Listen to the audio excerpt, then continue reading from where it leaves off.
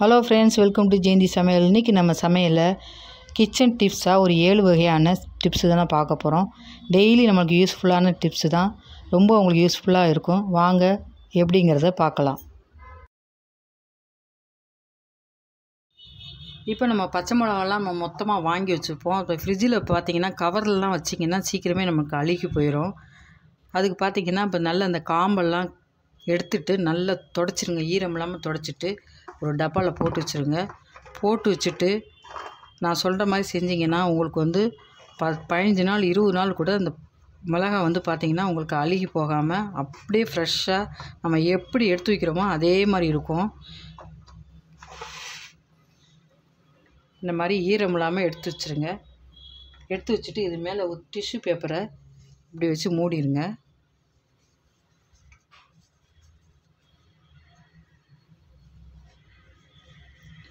மூடிட்டு இது மேலே வந்து மூடி வச்சு மூடிட்டிங்கன்னா உங்களுக்கு வந்து அழுகியே போகாது, அப்படியே ஃப்ரெஷ்ஷாக இருக்கும். அப்படியே ஃப்ரிட்ஜில் வச்சிடலாம்.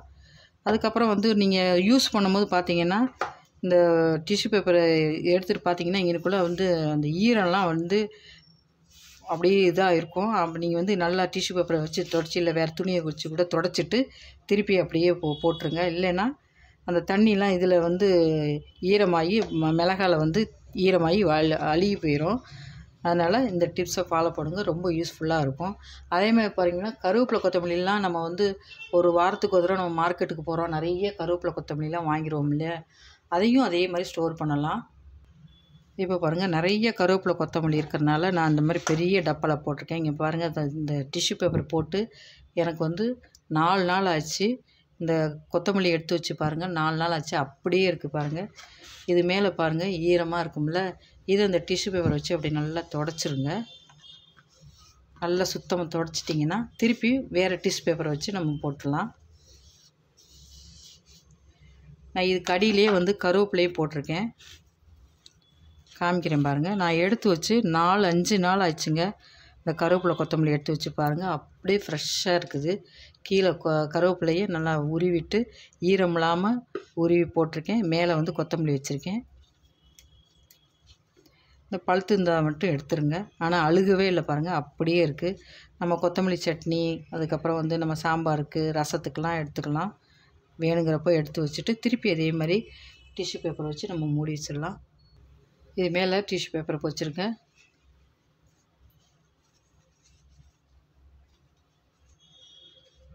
இந்த கொத்தமல்லிலாம் தெரியாத அளவுக்கு நல்லா மறைச்சி வச்சுருங்க. அந்த தண்ணி வந்து மூடியில் வந்து தண்ணி வரும், நம்ம ஃப்ரிட்ஜில் வைக்கிறனால அந்த தண்ணி வந்து இந்த கொத்தமல்லியிலையும் படக்கூடாது. பட்டால் தான் நமக்கு அழுகி போயிடும். இப்படி நம்ம டிஷ்யூ பேப்பர் போடுறதுனால இந்த மூடியில் வந்து அந்த ஈரமாயிரும். அதை நீங்கள் எடுத்து யூஸ் பண்ணும்போது தண்ணியாக இருந்துச்சுன்னா தொடச்சிட்டு டவலில் தொடச்சிட்டு திருப்பி இப்படி மூடி வச்சுருங்க. இந்த டிப்ஸை ஃபாலோ பண்ணி பாருங்கள், உங்களுக்கு ரொம்ப யூஸ்ஃபுல்லாக இருக்கும். பார்த்துட்டு எப்படிங்கிறது கமெண்ட்டில் போடுங்க. இப்போ அடுத்த டிப்ஸ் பார்த்துடலாம். இப்போ நம்ம மாதுளம்பழம் உரிக்கிறதுக்கு அப்படியே கட் பண்ணிவிட்டு ஒரு முத்தாக எடுக்காமல் எவ்வளோ ஈஸியாக உரிக்கலாங்கிறத நம்ம பார்க்கலாம். இப்போ இந்த மாதுளம்பழத்தை 2ஆக கட் பண்ணிக்கலாம்.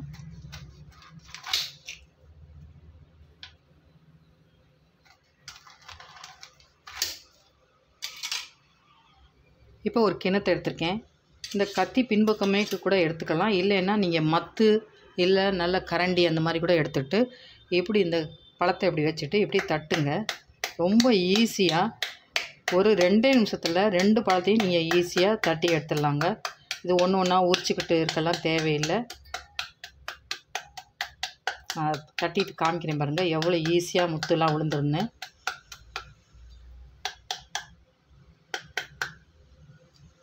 அவ்வளோதான் பாருங்கள், ஒன்று கூட இல்லை, எல்லாம் எடுத்தாச்சு.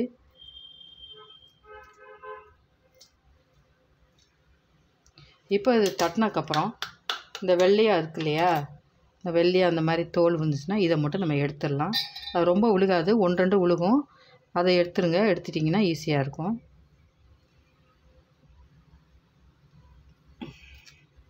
இதே மாதிரி இன்னொன்று தட்டி காமிக்கிறேன் பாருங்கள்.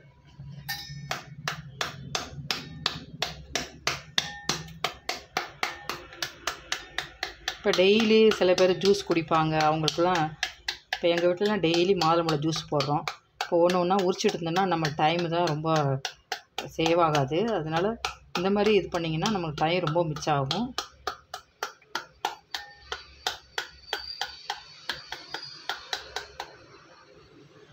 பாருங்கள் எவ்வளோ ஈஸியாக எடுத்தாச்சுன்னு. இப்போ அந்த தோலை இதை மட்டும் எடுத்துடலாம், அவ்வளோதான். எடுத்துட்டிங்கன்னா அப்படியே ஜூஸ் போட்டு குடிக்கலாம்.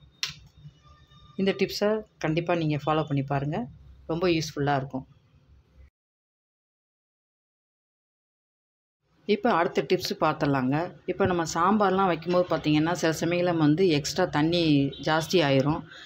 அப்போ பார்த்திங்கன்னா நம்ம வந்து சாம்பார் தண்ணியாகவே இருக்கும். அது இந்த நீர் காய்கள்லாம் பார்த்திங்கன்னா முள்ளங்கி, சொரக்காய் சாம்பார், அதுக்கப்புறம் பார்த்திங்கன்னா பூசணிக்காய் சாம்பார்லாம் பார்த்திங்கன்னா நம்ம சாதாரணமாக வைக்கிற தண்ணியோட கொஞ்சம் தண்ணி கம்மியாக வைக்கணும். சப்போஸ் அது அதிகமாக ஆயிடுச்சுன்னா இப்போ நம்ம சாம்பார் இறக்கி வச்சுட்டு மூடி வச்சுருங்க. ஒரு 10 நிமிஷத்துக்கு கழிச்சு பார்த்திங்கன்னா அந்த தண்ணி இப்படி மேலாப்பில் தெளிஞ்சு வந்துடும்.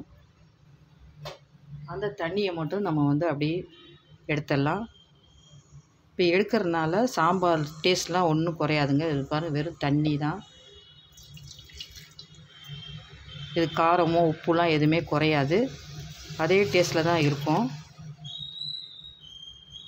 எவ்வளோ தண்ணி எக்ஸ்ட்ரா ஊற்றிக்கணும் நமக்கு தெரியும் இல்லையா, அந்த அளவுக்கு நம்ம எடுத்துக்கலாம்.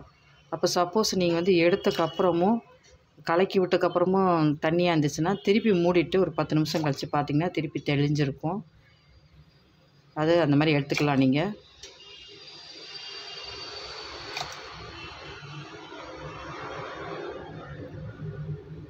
கலக்கி விட்டு பார்த்தோம்னா கரெக்டாக இருக்கும். நான் இன்றைக்கி வந்து பூசணிக்காய் சாம்பார் வச்சுருக்கேன். இப்போ பாருங்கள் திக்னஸ் கரெக்டாக இருக்குது. இந்த டிப்ஸை நீங்கள் ஃபாலோ பண்ணுங்கள், ரொம்ப அருமையாக இருக்கும். இப்போ அடுத்த டிப்ஸ் பார்த்திங்கன்னா, இப்போ சாம்பார் வெங்காயம்லாம் நம்ம வந்து உடம்புக்கு சேர்க்கறது ரொம்ப நல்லது. ஆனால் பார்த்திங்கன்னா இது உரிக்கிறது சங்கடப்பட்டுட்டே நம்ம பெரிய வெங்காயத்தை போட்டு சமைக்கிறோம். ஆனால் அந்த மாதிரி சாம்பார் வெங்காயம்லாம் அடிக்கடி சேருங்க, அது உடம்புக்கு ரொம்ப நல்லதுங்க. ஆனால் இது உரிக்கிறதுக்கு கஷ்டப்பட்டு தான் நம்ம வந்து பெரிய வெங்காயத்தை ஈஸியாக இருக்குன்னு நம்ம அதை யூஸ் பண்ணிடுறோம். நீங்கள் அதுக்கு பார்த்திங்கன்னா இந்த மாதிரி சாம்பார் வெங்காயம், பூண்டு குழம்பு, வத்த குழம்புலாம் வைக்கிறப்போ நம்ம சாம்பார் வெங்காயம், பூண்டுலாம் அதிகமாக யூஸ் பண்ணுவோம் இல்லையா, அப்போது வந்து ஒரு 20 நிமிஷத்துக்கு முன்னாடி இந்த பூண்டையும் வெங்காயத்தையும் இந்த மாதிரி தண்ணியில் ஊற போட்டுருங்க. கொஞ்சம் வெதுப்பாக தண்ணியில் போட்டுருங்க. போட்டிங்கன்னா ரொம்ப ஈஸியாக உரிக்க வரும். இப்போ பாருங்கள், நான் எடுத்து காமிக்கிறேன் பாருங்கள்.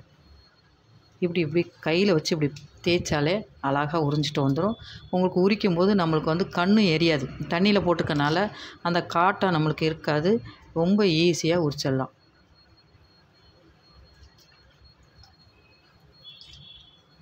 அப்படி கையில் அப்படியே தேய்ச்சிங்கனாவே போதும்.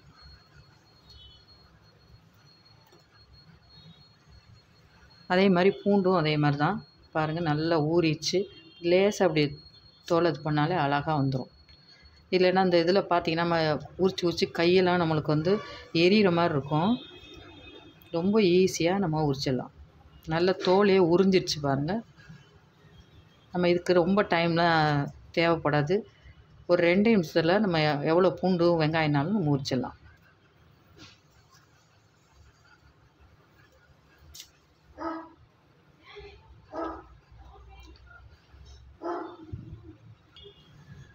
பாருங்கள், ஒரு 2 நிமிஷத்தில் எல்லா வெங்காயம் பூண்டையும் உரிச்சாச்சு. இன்னும் கூட கொஞ்சம் இருக்குது. இது பார்த்திங்கன்னா வத்த குழம்பு இதெல்லாம் வைக்கிற அன்றைக்கி செஞ்சிங்கன்னா ரொம்ப ஈஸியாக நமக்கு வேலை முடிஞ்சிடும்.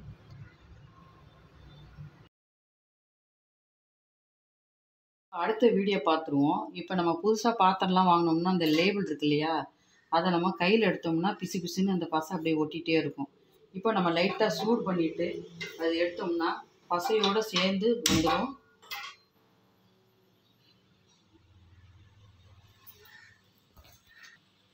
இப்போ பாருங்கள், அப்படியே ஈஸியாக இந்த வந்து லேபிள் வந்து வந்துடும்.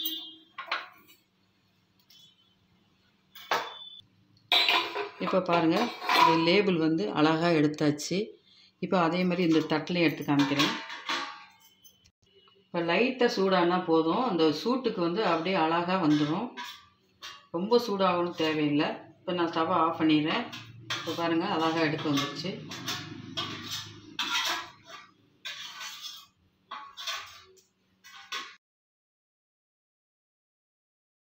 இப்போ அடுத்த டிப்ஸ் பார்த்துடலாம். இப்போ நம்ம இரும்பு கடாயெல்லாம் வாங்கினோன்னே நம்ம உடனே வந்து நம்ம வந்து யூஸ் பண்ண முடியாதுங்க. இதில் வந்து கொஞ்சம் துரு பிடிச்ச மாதிரி இருக்கும். இதை வந்து எப்படி வாஷ் பண்ணலான்னு பார்க்கலாம். ஃபஸ்ட்டு பார்த்தீங்கன்னா கொஞ்சம் விம்மு ஏதாவது நீங்கள் சேர்த்துக்கோங்க. சேர்த்துட்டு தண்ணி ஊற்றி நல்லா வந்து தேய்ச்சி கழுவிடலாம். நல்லா இந்த மாதிரி நல்லா 2-3 தடவை நல்லா கழுவிடுங்க. இப்போல்லாம் எல்லாம் நான்ஸ்டிக் யூஸ் பண்ண ஆரம்பிச்சிட்டாங்க. நானும் கூட ரொம்ப நான்ஸ்டிக் யூஸ் பண்ணுறேன். இனிமேல் வந்து எல்லாத்தையும் குறைச்சிட்டு நான் இரும்பு கடாயை யூஸ் பண்ணலான்னு இருக்கேன். ஏன்னா அதுதான் உடம்புக்கு ரொம்ப நல்லது. நம்ம அம்மா காலத்துலலாம் எல்லாம் இரும்பு கடாய் தான் யூஸ் பண்ணாங்க. இப்போ தான் வந்து நிறைய இதெல்லாம் வந்திருக்கறனால எல்லாம் மாறியாச்சு. இப்போ நல்லா அந்த துருலாம் போகிற வரைக்கும் தேய்ச்சிட்டு கழுவிடலாம். இந்த மாதிரி 2-3 தடவை நல்லா தேய்ச்சி கழுவி எடுத்துடலாம். இப்போ பாருங்கள் நல்லா 2-3 தடவை நல்லா கழுவிட்டேன். இப்போ நல்லா உள்ள துணி வச்சு நல்லா சுத்தமான துணி வச்சு நல்லா துடைச்சி எடுத்துடலாம். ஈரம்லாம் போகிற வரைக்கும் துடைச்சி எடுத்துருங்க.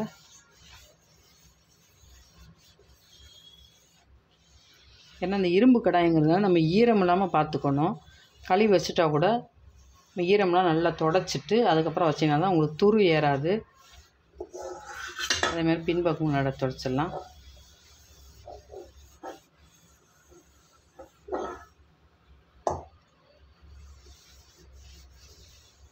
இப்போ பாருங்கள் நல்லா துடைச்சாச்சு. இப்போ இந்த கடாயில் ஒரு சொட்டு எண்ணெய் சேர்த்துக்கலாம். நீங்கள் சமையலுக்கு யூஸ் பண்ணுற எந்த எண்ணெயாக இருந்தாலும் பரவாயில்ல. அதை ஊற்றிட்டு நல்லா எல்லா இடமும் படுற மாதிரி நல்லா இந்த மாதிரி தேய்ச்சி விட்ருங்க. தேய்ச்சி விட்டு இந்த மாதிரி வச்சிட்டிங்கன்னா நீங்கள் எப்போல்லாம் சமையல் பண்ணுறீங்களோ அப்போ எடுத்து லைட்டாக நம்ம கழுவிட்டு நம்ம சமையல் பண்ணலாம். இல்லைன்னா நீங்கள் அப்படியே கழுவிட்டு அப்படியே வச்சிங்கன்னா அது துரு பிடிச்சிரும். இப்படி தான் அந்த கடாயை நம்ம யூஸ் பண்ணணும். ரொம்ப அருமையாக இப்போ சின்ன கடாயாக இருந்தாலும் நல்லா வெயிட்டாக நல்லா இருக்குது. நீங்கள் இந்த டிப்ஸை கண்டிப்பாக ஃபாலோ பண்ணுங்கள். இதே மாதிரி நீங்கள் யூஸ் பண்ணி பாருங்கள். எப்படி இருக்குன்னு கமெண்ட்டில் போடுங்க. இப்போ அடுத்த டிப்ஸு பார்த்துடலாம். இப்போ நம்ம காலையில் எந்திரிச்சோடனே நல்லா ஃபில்டர் காப்பி குடிக்கணும் போல் இருக்கும். ஆனால் வந்து எந்திரிச்சோடனே நம்மளுக்கு இந்த ஃபில்டர் காப்பியில் என்ன பிரச்சனைனா நம்ம ஊற்றினோடனே இந்த ஃபில்டரில் வந்து நம்மளுக்கு டக்குன்னு இறங்கி வராது. சமயத்தில் பார்த்திங்கன்னா அதை அடைச்சிக்கிட்டு இந்த தூள் இறங்கிறதுக்கு ரொம்ப லேட்டாகும்.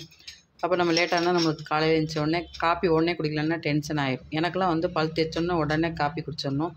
இல்லைன்னா எனக்கு ரொம்ப கஷ்டமாக இருக்கும். இப்போ பார்த்திங்கன்னா அதுக்கு இந்த துவாரங்கள்லாம் இருக்கு இல்லையா, அது ரொம்ப ஈஸியாக இறங்கிறதுக்கு ஒரு டிப்ஸு சொல்கிறேன். துவாரங்கள்லாம் அந்த காப்பி தூள் இருக்குல்ல, இதை வந்து அடைச்சிக்கிறோம். சமயத்தில் வந்து இந்த தூள்லாம் போய் அடைச்சிக்கிறோம். அடைச்சிக்கிட்டிங்கன்னா இந்த நம்ம தண்ணி ஊற்றி காப்பி தூள் போடும்போது டக்குன்னு இறங்காது. அப்போ இதுக்கு என்ன பண்ணலான்னா, இப்போ நம்ம ஸ்டவ்வை பற்ற வச்சு இந்த ஃபில்டர் வந்து நம்ம அந்த தீயில் வந்து இப்படியே காட்டினோம்னா வச்சிங்களேன், ஃபஸ்ட்டு பார்த்திங்கன்னா அந்த ஓட்டெல்லாம் தெரியாது. இப்போ வந்து இந்த தூள்லாம் வந்து இந்த ஹீட்டில் வந்து எல்லாமே பொசுங்கிடும். அப்போனா நம்மளுக்கு ஈஸியாக நம்மளுக்கு வடிகட்டுறதுக்கு டக்கு நம்ம வந்து நல்ல தூள் வந்து நல்லா இறங்கிடும். சும்மா ஒரு நிமிஷம் கூட ஆகாது. டக்குன்னு இந்த மாதிரி தீயில் சூடாகனா போதும். அவ்வளோதான். இப்போ நம்ம ஸ்டவ் ஆஃப் பண்ணிடலாம். இப்போ பாருங்கள், நான் ஃபில்டர் போட்டு காமிக்கிறேன். தண்ணி கொதிக்க வைக்கிறேன். கொதித்தோடனே நம்ம ஃபில்டரில் ஊற்றலாம். இப்போ பாருங்கள் தண்ணி நல்லா கொதிச்சிச்சு. இப்போ நம்ம ஸ்டவ் ஆஃப் பண்ணிடலாம். இப்போ நம்ம போட்டே காமிக்கிறேன். இப்போ ஃபில்டரில் வந்து நான் ஒரு 5 ஸ்பூனு தூள் போடுறேன். எந்த காப்பி தூளாக இருந்தாலும் பரவாயில்ல. நம்ம வந்து எந்த காப்பி தூளாக இருந்தாலும் டேஸ்ட் வந்து நம்ம பால் டிகாஷன் கலக்கிறது தாங்க இருக்குது. இந்த காப்பியில் தான் டேஸ்ட் இருக்கும், அந்த காப்பி தூள் தான் டேஸ்ட்லாம் இல்லை. எல்லா காப்பி தூள் ஒரே தான். பிராண்ட்லாம் எதாக இருந்தாலும் ஒரே வாசனை நல்லா தான் இருக்கும். நம்ம கரெக்டான அளவில் நம்ம கலக்கணும். இப்போ இந்த தண்ணி ஊற்றிடலாம்.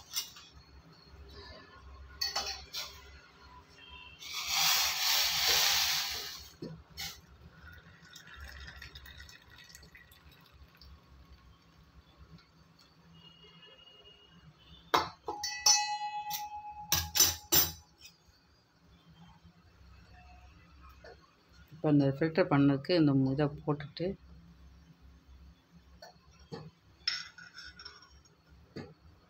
கொஞ்சம் நேரம் இருக்கட்டும். டக்குன்னு நம்ம வந்து இப்படி தட்டினோம்னா அப்படியே சல்லுன்னு இறங்கிருங்க.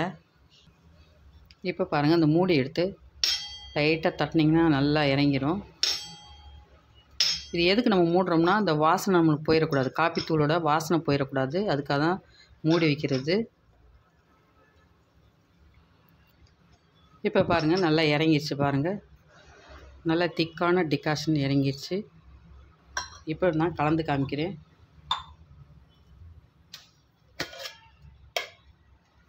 சுகர் வந்து அதிகமாக போடக்கூடாது, கொஞ்சோண்டு சுகர் போட்டுக்கோங்க. சில பேர் நிறைய சுகர் போடுவாங்க, அது வந்து டேஸ்ட்டே மாற்றிடும்.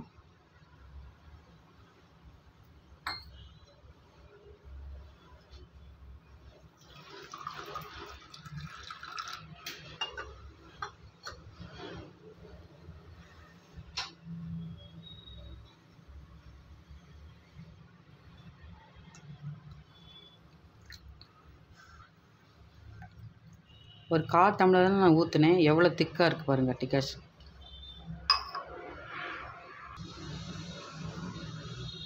நல்லா கமகமன் வாசனையோட ஃபில்டர் காப்பி ரெடி.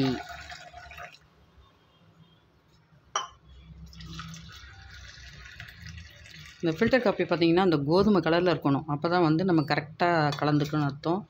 கொஞ்சம் டார்க்காகவும் இருக்கக்கூடாது, ஒயிட்டாகவும் இருக்கக்கூடாது, இதுதான் கரெக்டான இது.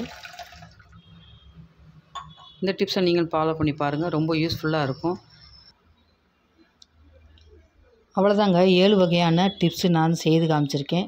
இதே மாதிரி நீங்களும் செய்து பாருங்கள். உங்களுக்கு யூஸ்ஃபுல்லாக இருந்தால் நீங்கள் கமெண்டில் போடுங்க, லைக் பண்ணுங்கள், ஷேர் பண்ணுங்கள். தேங்க்யூ.